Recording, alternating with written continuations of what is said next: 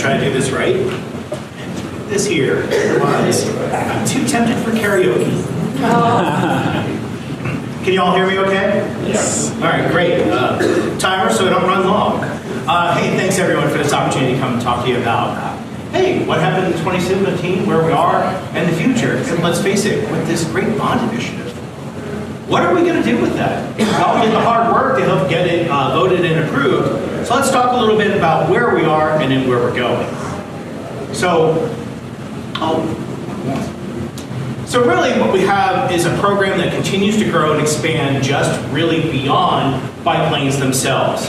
Not only just how to get there, but when you get there as well too. And bike lanes, bike parking, experimenting with different vertical treatments. Y'all like the new curb stops along 14? Yeah. Anyone? Yeah. All right. And it's being able to try those things. So look, for this year, we'll be we're doing Jersey barriers along 15, but then also we're looking to do some of those flower pots along Arapahoe. And it's really just being able to work on a facility and improve it, and then take it to the next level. And that's kind of where we've been going. You know, and hey, if you live east of downtown, you're styling. You've got great bike routes, but as far as north-south, we're still pretty weak. Cherry Creek Trail, everyone loves the Cherry Creek Trail, right? But crossing it and a spear, as the city continues to grow, is for the strong and fearless. And how do we be able to address that? And that's really what this bond initiative and these new next 5 years of program are going to be able to help us do. And while we're really climbing in mileage, and it's getting significant, we're actually only about 20 to 25% on our way to a complete network. And you know, you're right around town, you probably feel that already. And as we get a growing city and more than 40 people a day moving here, we really need that dedicated space for cycling and walking so that we can share and have a complete street for anyone and modal choice. Anyone here hear about the Broadway Bikeway Evaluation Project we've been doing? You know, we've probably seen a lot about metrics, but what we really haven't talked about is the partnerships that make the project feasible.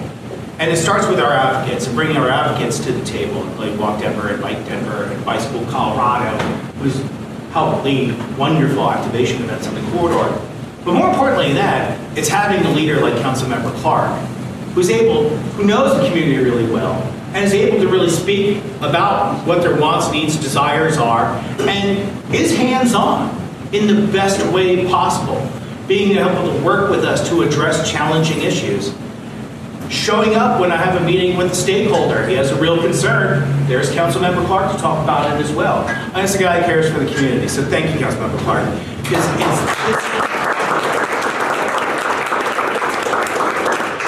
I can't tell you how, ever seen a helicopter cover a bikeway project before? Well, Broadway sure did.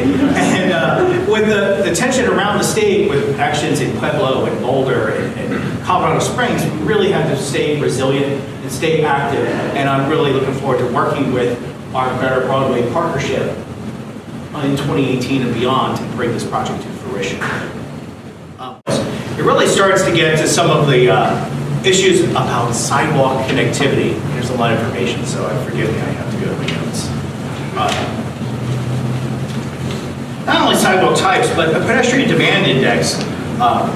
WorksDan has been looking at that for us and really being able to explore where sidewalks are needed in the highest priority and risk communities. So the Denver Moves Pedestrian Trails Plan embraces that, develops more guidelines for sidewalk and context and high priority locations.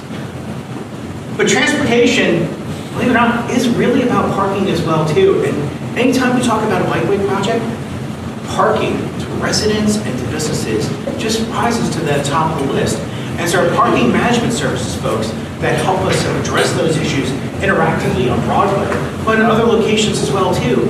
And they've gone out and they're looking all over the city to develop more thorough parking plans to address people's concerns for that. And that actually makes it easier for the bike program to come through later and make these recommendations for bike lanes where folks know they've been heard about their parking concerns, but then they also give the opportunity to understand that really we're working about modal choice so that you're not fully dependent on your own One important thing is Vision Zero, as a policy, is now informing the bikeway program. So previously, up till now, it's always been at least 15 miles of bike lanes a year. Vision Zero now says, nope, it's got to be 25 miles of bike lanes a year. So we are going to rise to that challenge.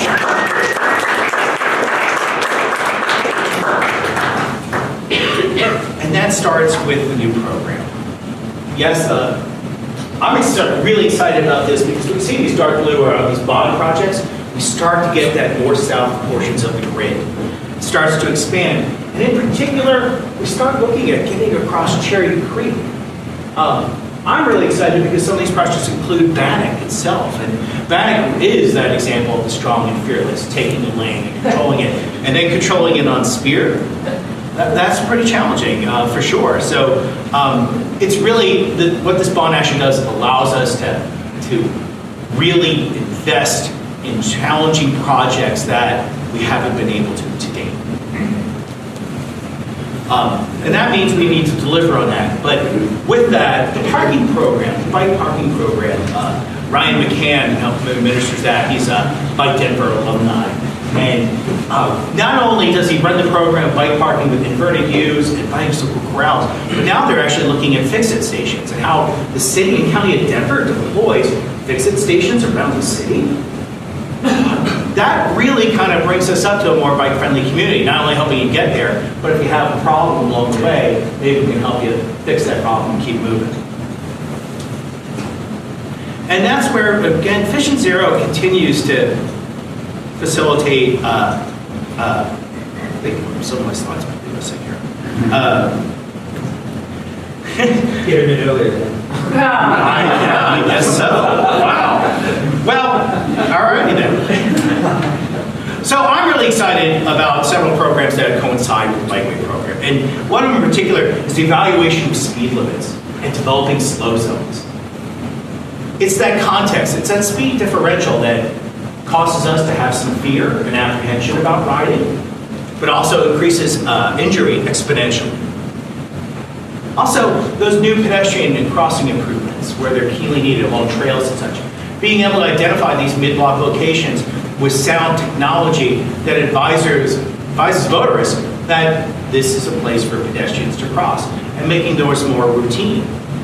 But I'm also, one other particular item I'm excited about is the analysis of parking meter rates. Parking is cheap on the street, and as long as it continues to be cheap, people are going to choose to drive their car because it's convenience. And that's all. As we continue to make cycling more and more convenient, we will see that mode shift occur. Lastly, it's an active program.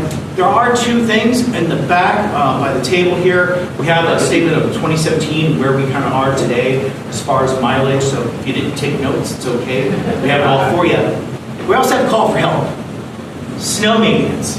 Last couple of years, our street division really helped out by specialized equipment removing snow along bikeways, especially in downtown. Then some business owners will come out and they move that snow right into the bike lane. So as much as our maintenance folks go around and around, when the snow is done, unfortunately, there are adjacent property owners that are pushing that into the bike lane.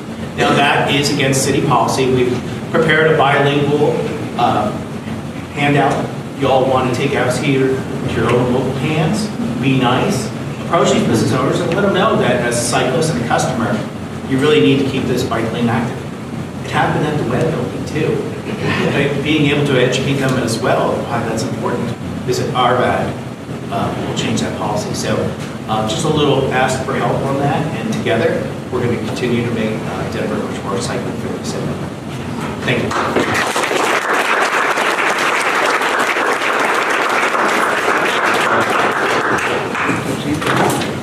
Thanks, Dad. You left some time on the table there, which I'll gladly fill.